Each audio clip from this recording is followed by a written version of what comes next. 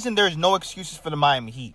I am looking at Bam Adebayo, Tyler Herro, Wiggins, Powell, Rozier, Jovic, Khalil Ware. I'm looking at everybody. Because at the end of the day, this could be our season to win it all. The East is weak. A bunch of teams are in shambles. A bunch of teams are not going to be looking to win. And we have to take full advantage of that. I understand we don't have a quote-unquote number one option.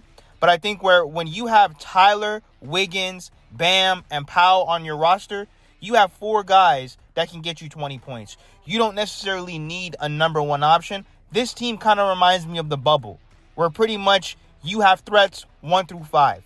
You know, you're going to have really good chemistry, athleticism, size, versatility, defenders, and this is exactly what I wanted. I want defined roles for these guys on the roster.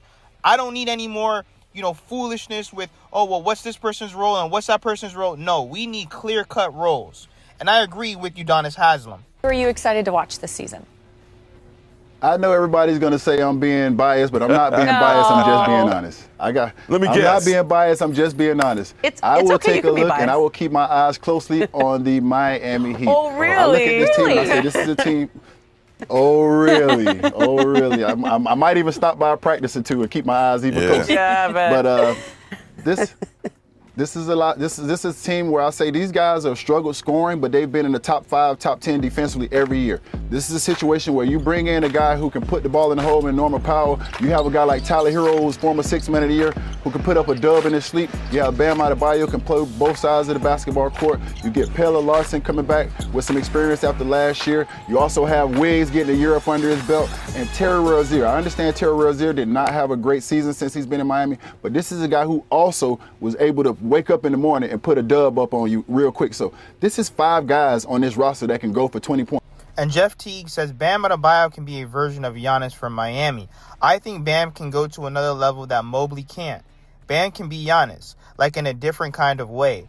The way Bam moves, he can dribble and he can shoot. I like Miami. Listen, at the end of the day, I've been saying this. It's just that Bam needs to actually back it up. Once again, there's no excuses. You have Khalil Ware behind you now.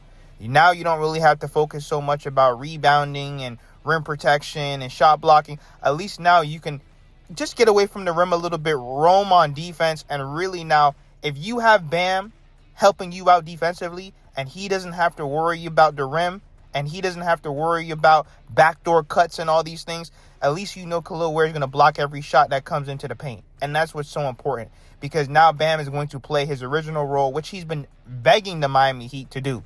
But this is really all, bro, this starts with Bam.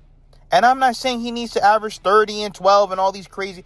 All I need Bam to do is be aggressive. Even if he averages 18 and 10, that's fine with me.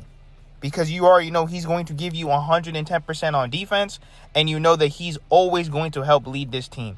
I just need the aggression from Bam. In terms of when you have a guy that's smaller than you, slower than you, you're exposing the mismatch. You're going to the free throw line. You're willing to dunk on somebody's head. Be aggressive and be the Olympian and multiple-time All-Star that this Miami Heat team desperately needs.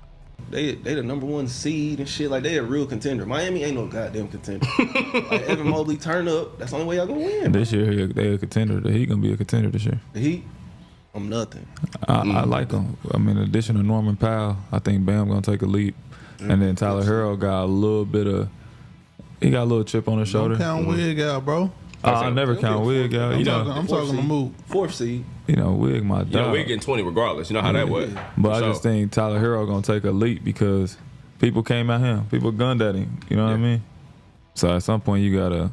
So what you think? He already averaged, 25? Shit, I'm talking about defensively. Think he gonna guard? Yeah. He gonna have to, bro. If you don't want that smut on his name.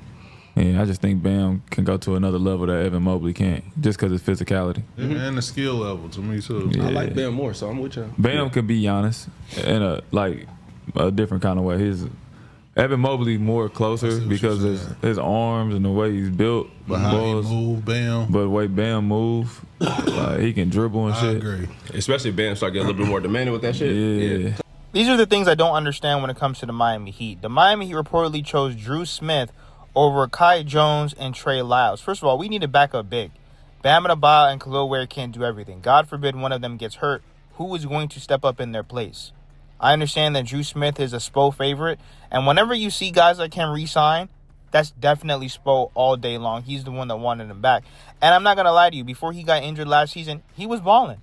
But we need a backup big. I don't understand why we're not addressing some of the major flaws that we have on this roster. I understand that we can't trade away Terry Rozier. The feds are trying to indict him allegedly. But at the end of the day, I'm surprised that they would bring Drew Smith back knowing that we need a backup big first. I would have gotten Kai Jones, and then whatever we have left, that's what you give to Drew Smith. But once again, these are the things I don't really understand about the Miami Heat. Now, when it comes to Jovic, this man is balling.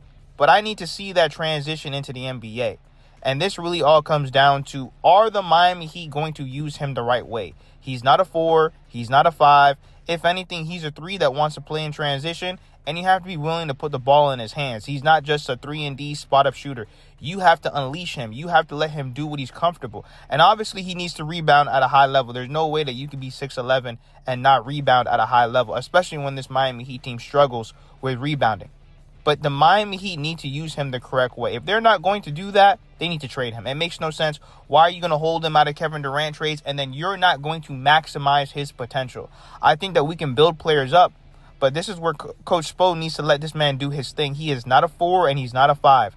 They need to unleash Jovic on this offense. Our offense could be 10 times better when you have a 6'11" playmaker. He kind of reminds me of Ben Simmons in the terms of how he can play in transition, how he's cutting, how he's passing, playmaking. That is exactly what this Miami Heat team needs. Let me know what you guys think in the comments. Hit that subscribe button, and thank you for all the support.